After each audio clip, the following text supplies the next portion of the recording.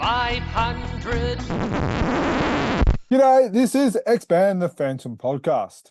Our website is chroniclechamber.com and you can subscribe to our podcast via YouTube or through your favourite podcast app. Please do not forget to give us a rating so others can find us. This is episode 288 and today we have something special for you. During May 2024, there were several comic conventions throughout Sweden and Norway featuring Phantom-related guests and panels. While majority were in the native language of Sweden and Norwegian, some were in English. And thanks to Kristian Hellesund for helping us with the recordings, we could present them into a podcast for you. Some of the guests you will hear from are Irish artist Cormac Hughes, artist Mick Collins, and fan/writers Arild Wærness and Knutsen. First up is a panel discussion about the Phantom featuring Arild, Cormac, Knut and Kristian. So, final point of the day, the Phantom. We're going to talk a little bit about the Phantom and all of us here will have our say, also you. But first of all, we will lead off. You told us about Lightning Strike, yes, as the production company, right, led by Ian, and I just talked now before this about Ian's commitment to the character, and getting people from Ireland to do it. Yes, in that sequence also Mike Collins. So your personal work with the Phantom, please talk about that. Okay, well, I mean, I was really lucky because they hired me to do the recreation of the Lee Falk origin strip, yes, which is iconic in itself. I mean, it was daunting, but then I was able to recreate that, and it went into the Scarlet Sapphire. Yep. And again, it's been reused in I think nearly all of their comics. But I mean, he's a timeless character, isn't he? So, what did you think about it? Because you hadn't done him before. You were asked. No. So, as a kid who grew up in the '80s, Defenders of the Earth was my first introduction to the character, which mightn't be the most accurate representation of him. And obviously there was all the other guys who played. There was another animated series. Then there was the movie. And actually, I mean, I'm skipping ahead here, but when I worked on it, it was the first time that my dad, I was introduced to comics through my dad, through Commando and Warlord, but he wasn't into X-Men or anything in the 90s. But then when I worked on the Phantom, he said to me that when he was a kid, he used to read Phantom strips in Irish newspapers, which would have been back in probably the 50s, 60s maybe. So, I mean, he's the oldest costumed hero, you know? Absolutely. And he's still here today. So when you started working on that, how did you find them interesting, strange, weird? Well, as an artist, when you're doing... Now, I was following the lead from Robert Carey's design. Yeah. He had already done pages, so I was trying to copy what he had done. But as an artist, it's very interesting when you see so many different ways. You think he's very, like you draw him in one way, but then you see the mask, for example, like some people draw the eye holes, huge triangles, and there's some people do it as like a little domino mask that just fits in his face, or other people, it goes in under, and even the sort of like peaked crown, like some people don't do that. So as an artist, I mean, I didn't have the lore, and I wasn't sure exactly, because obviously there's been so many iterations of them, and I was just following the lead of the artist on that book. But it's fascinating to see how many variations there are. But was this were your drawings controlled by inspected by King's Features, or did Ian just say it's okay? Well, in the initial strip, there were two edits to it on one panel. The panel where the natives. Yeah. I drew in a female native. It was just my own intuition. I didn't think anything of it. But the note came back, get rid of her and make them smaller. Yeah. Those are the only two edits I had on that. So no females in the Bandar tribe? No, apparently not. I didn't know that. And then I draw them too tall. But it's the character itself, the trunks, the boots, the mask, everything was okay the way you did it. Yeah, no, I mean, I only drew him in the full costume in the last panel. Yeah. And it was only from the waist up. Yeah. So And again, I was just following the lead from Robert Carey's art. But yeah, no, I don't think so. But again, because I didn't realize, but he'd make it. I don't know if he'd made those style choices on him, but that's what I was following off. You follow, yeah. Because then I think I kept them when I did my 2-page strip in a Phantom Strike story, the Seal of Solomon. I'm pretty sure I'm still following that design aspect. But yeah, I see here he's very like the classic look is, Pete's. Yeah. Wilson McCoy, which I have on my arm, of course. There you go. Yes, Yeah. That'd be handy for me for reference, if I could just check my arm, Yeah, was really good. Yeah. And people in America think that this is Superman or something, or Batman. They don't know anything about it. They don't know the character at all in America. But I suppose, well, in Ireland at least, because he was in newspapers, like there was a knowledge of him, and then like there's the Phantom of the Earth, the Defenders of the Earth. Yeah. But then you think, I know the movie wasn't a big hit. No, it wasn't. But I remember being everywhere. Again, in comics as well, the ads for it, like you couldn't get away from it. It was not big in Norway, I think. I can't remember that much. But Defenders of the Earth has never been shown in Norwegian TV. Oh, right. Oh, no, you're wrong. It has been. Oh, it has been. Yeah. It has been it in was Norway. big, It's been on some TV channels, but I think it was also distributed on video. I know I watched it. Yeah, it's been on VHS. You could rent it from a video store. I know that. Yeah, but later it was also on one of the satellite channels. It was aired on TV all the time in the 80s in Ireland. I even I wasn't Phantom Sally. I got the Flash Gordon action figure from it back in the day. It's fun. Also, quickly, just before the movie, it's a crime that Bruce Campbell auditioned to play him in that 90s movie. Yeah. He would have been much better. Absolutely. Here's the chin for it. Billy Zane was cool, but... Yeah, it wasn't bad, no. It wasn't bad, but there was something wrong with him. I think they chose the wrong person there. So Bruce Campbell would have been good, yes. Excellent. Yeah. So anyway, I have my Phantom there. Yeah.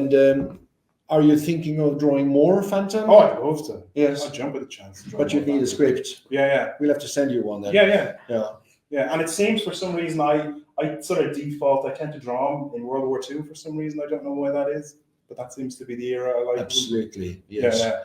If you can get where's that big drawing you had? The black and white. It's in there. Yeah. You can show that on the screen here. Yeah. And don't get the... There we go. Yeah.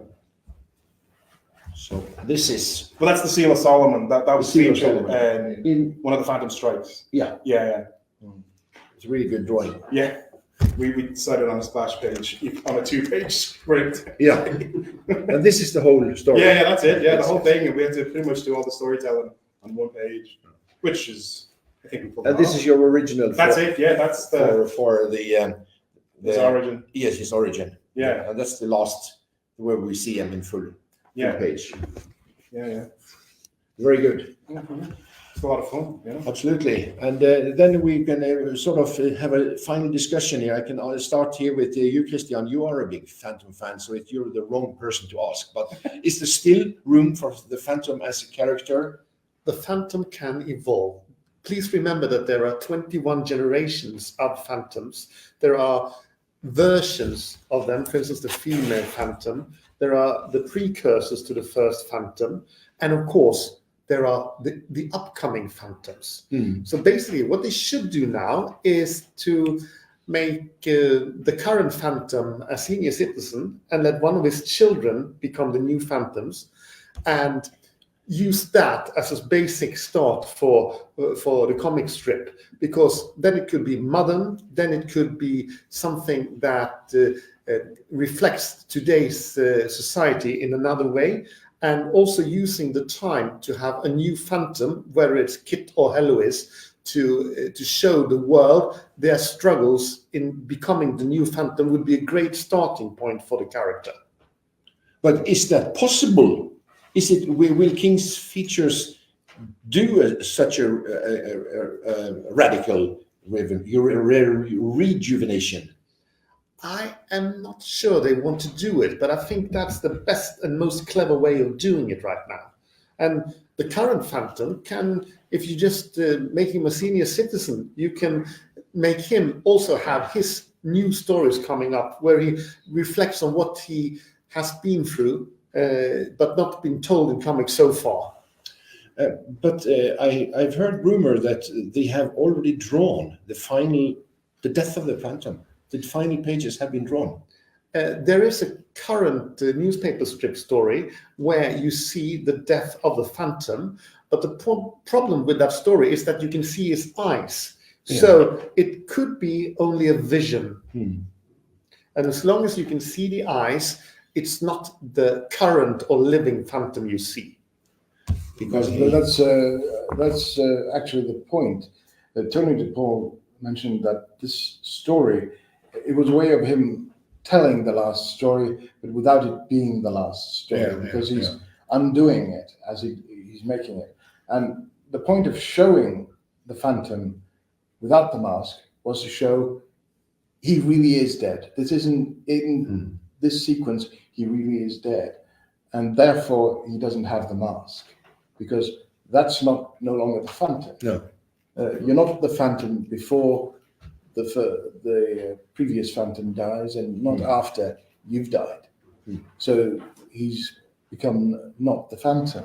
That's the point, and I think a lot of people miss that. But the problem, there are two problems with the Phantom. One is that it was created in 1936, and a lot of the older stories have questionable elements.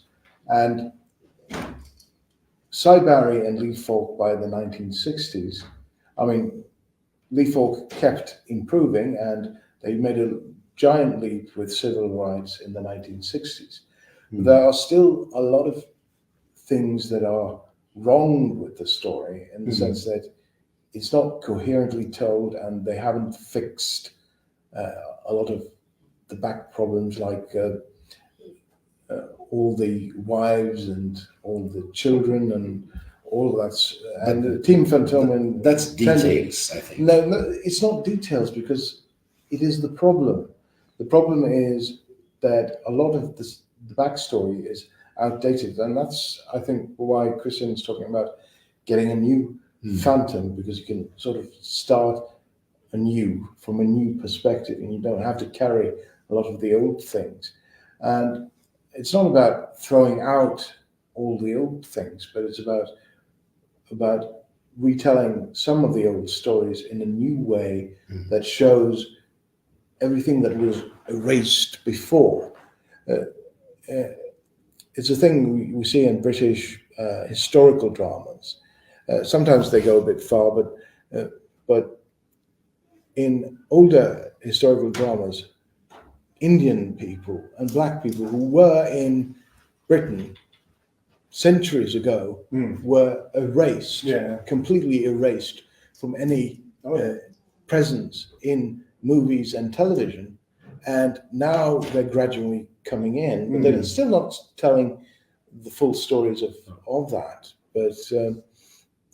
But yeah, it's gradually getting back in, and I think the Phantom needs that, because a lot of things have been erased, and a lot of things were told in a way that didn't recognize what Africa was like, really like, because it was more than what we saw in the Wilson McCoy stories and Raymore stories, and of course they did skirt around it a bit in the Cy Barry stories when they got in there, but Morristown wasn't just a sort of a country town all the way into the 20th or 21st century. It must have been a large metropolitan port by the end of the 1600s. And they gloss over that. And they gloss over the whole colonial regime in many ways.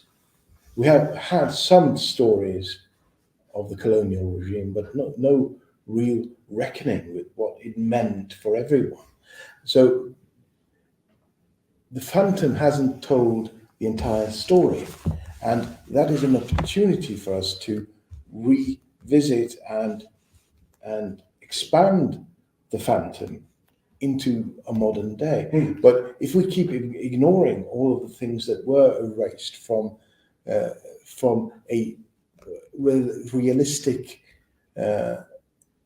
take on what his environment would be, if we ignore all that and just keep doing what's been done, then it's going to age terribly. Even the news story. We have one problem which is much bigger than these small fixings. It's that comics as a project in newspapers is disappearing completely. Comic magazines is disappearing. Comics in the newspapers are disappearing, and sooner or later, King's Features are going to say enough is enough. There are fewer and fewer papers showing this strip, and it's really amazing. Even today that it exists in America, but I think they're losing a paper every day. So that's the main problem. If it goes out of print, then nobody will care, and only us old fogies will sit here and say, "Is it Heloise or Kit, or are there tigers in Africa?" No, yeah, but it doesn't matter at all because it won't be published. If you look at the big media ventures that have been from King's Features with the character, it's Defenders of the Earth, it's Phantom 2040. There was a TV pilot that was more Phantom 2040, just set a generation earlier.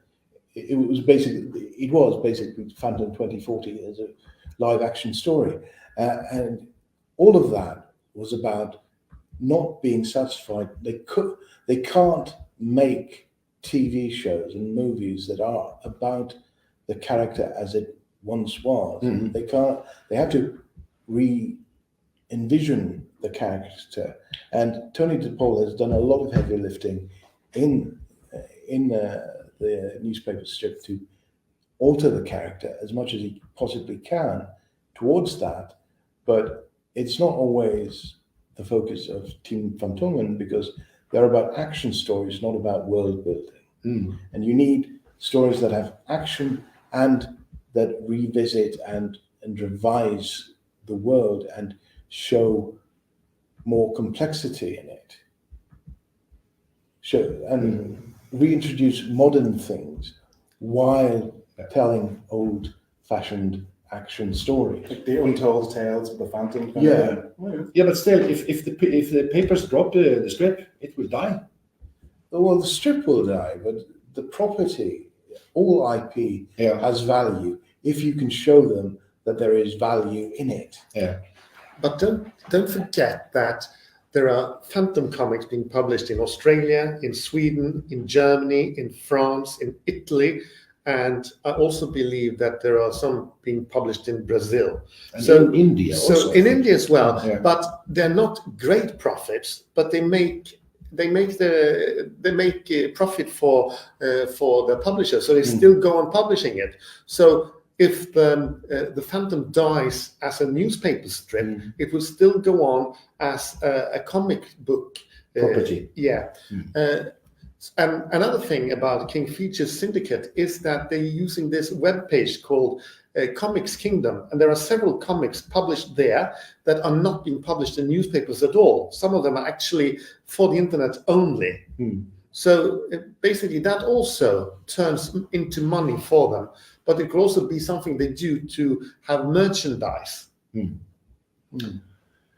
Well, I think we can sum up that there will be room for the Phantom and adventure stories in any way, but and we are not dependent on newspapers anymore. And even if these magazines disappear, like they've done in Norway, they're still produced in Sweden at some profit, and it has to be rejuvenated in some smart way, where King's Features have to have the final word there, I think. And that was our final word for this long day. I think that's it for now. Thank you very much.